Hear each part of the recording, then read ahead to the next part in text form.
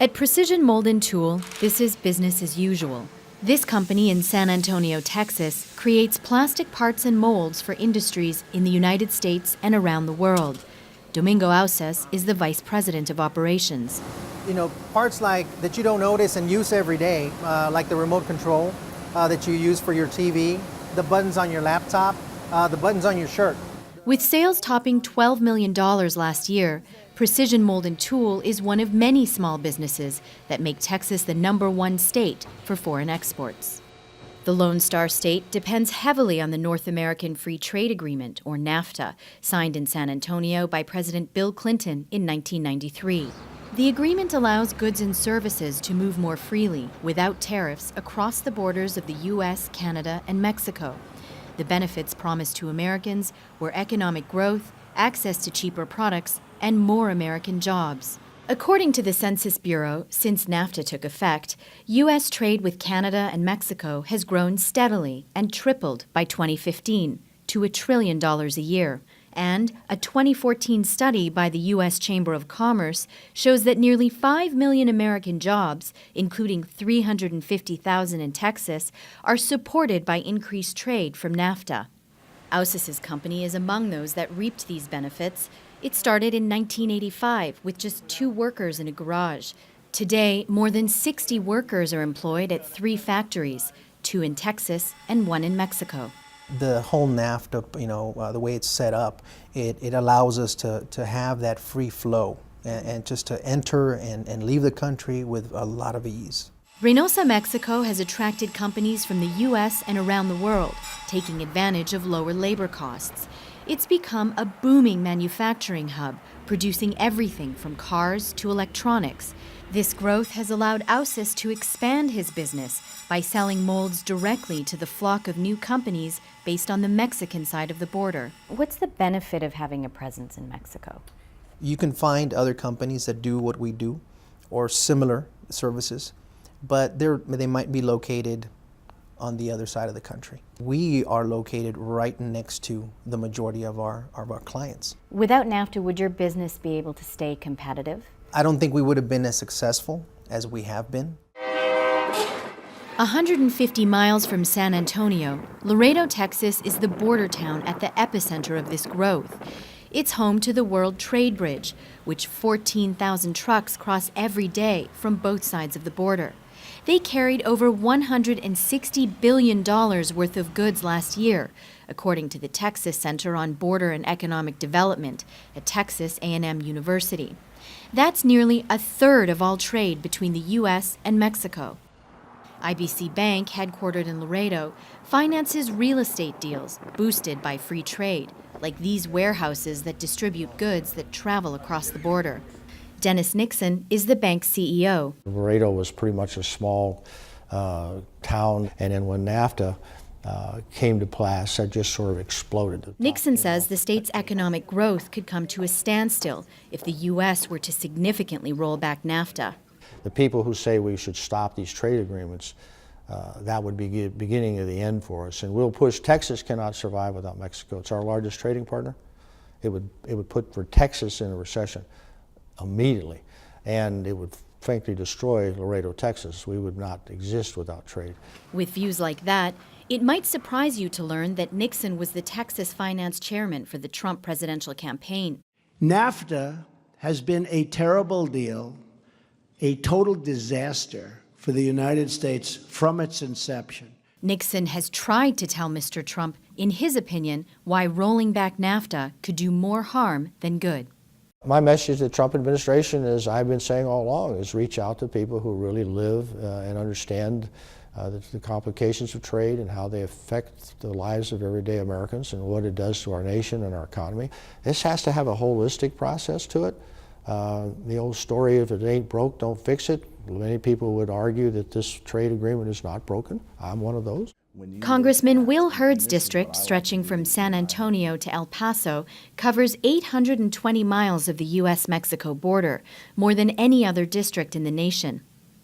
Hurd is a Republican who supported Trump, but he's concerned about how the president may roll back NAFTA or impose an import tax on companies that manufacture products in Mexico and sell them in the U.S.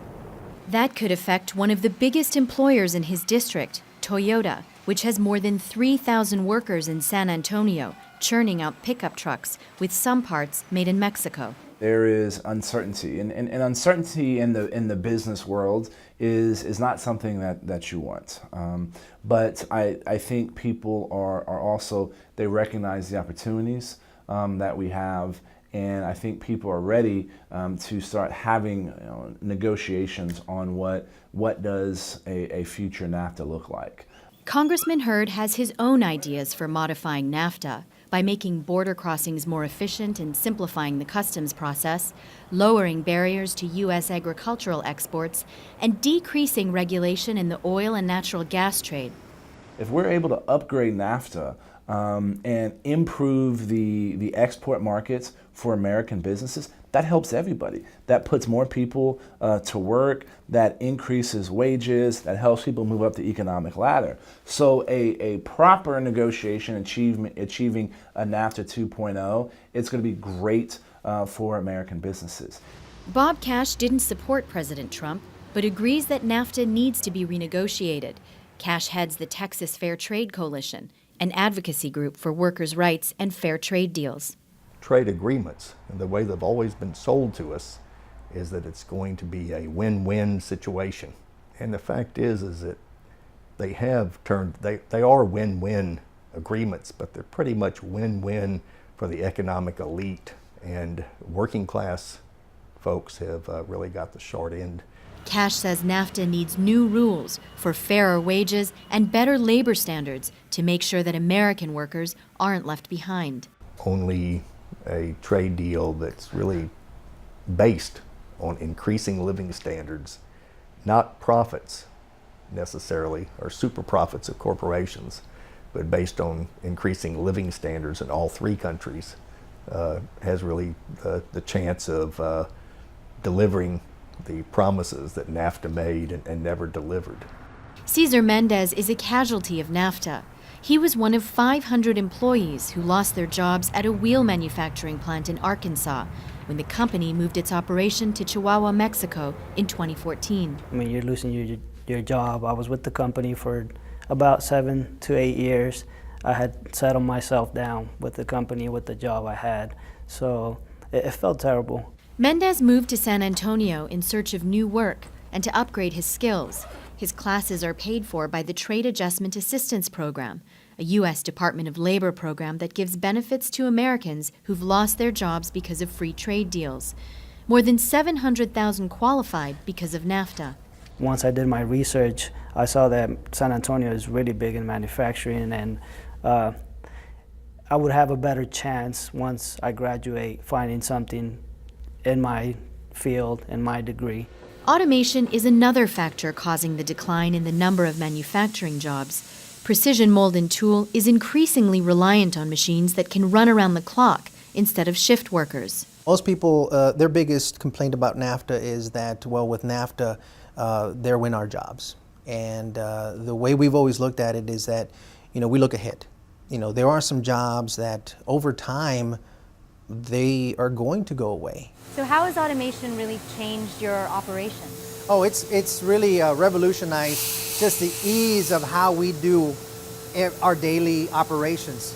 Now we have one person that's running multiple machines, and then he's able to walk away from it without any interruption to the machine. Because before, once that person needed to go take a lunch break or maybe had to tend to something else, that whole process stopped.